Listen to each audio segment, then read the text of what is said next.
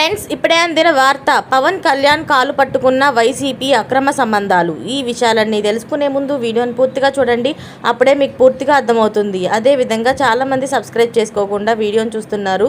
దయచేసి సబ్స్క్రైబ్ చేసుకోండి. సబ్స్క్రైబ్ చేసుకోవడం వల్ల నేను చేసే ప్రతి వీడియో అప్డేట్ మీకు ముందుగానే నోటిఫికేషన్ రూపంలో వస్తుంది. అదేవిధంగా లైక్ చేయడం మర్చిపోతున్నారు.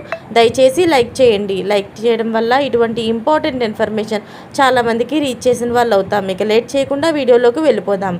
వైసీపీ ఎమ్మెల్సీ దువ్వాడ శ్రీనివాస్ వ్యవహారంలో ఆయన భార్య, కుమార్తెల నుంచి ఆరోపణలు ఎదుర్కొంటున్న దివ్యల మాధురి ఆదివారం ఆత్మహత్యకు పాల్పడ్డారు.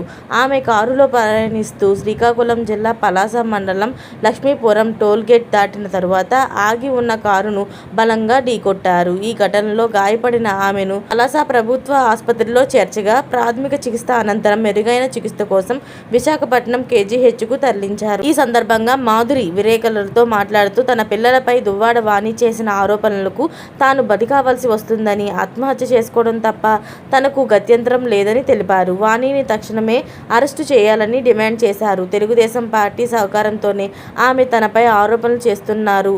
ఇదే క్రమంలో ఆమె పోలీసులపైన ఆరోపణలు చేశారు. ఆమెను మరింత మెరుగైన చికిత్స కోసం రాత్రి పొద్దుపోయిన తర్వాత ఆరిలోవలోని అపోలో హాస్పిటల్కి తరలించారు. కాగా ఈ వ్యవహారంపై కాశీబుగ్గ డీఎస్పీ శ్రీనివాసరావు మాట్లాడుతూ, ప్రమాదం జరిగిన తర్వాత సంబంధిత డ్రైవర్లకు ఇటువంటి పరీక్షలు చేయడం సర్వసాధారణమని, ప్రమాదం జరిగిన కారును మాధురి స్వయంగా డ్రైవింగ్ చేశారని, ఇందులో రాజకీయ కోణం ఏదీ లేదని స్పష్టం చేశారు. కేసు నమోదు చేసి దర్యాప్తు చేస్తున్నట్లు ఎస్ఐ పారినాయుడు తెలిపారు. ఇలాంటి లేటెస్ట్ అప్డేట్స్ అన్నీ మీరు ముందుగానే పొందాలి అనుకుంటే ఛానల్ని సబ్స్క్రైబ్ చేసుకోండి. అలాగే పక్కనే ఉన్న గంట సింబల్ని క్లిక్ చేయడం మర్చిపోకండి. Thanks for watching friends.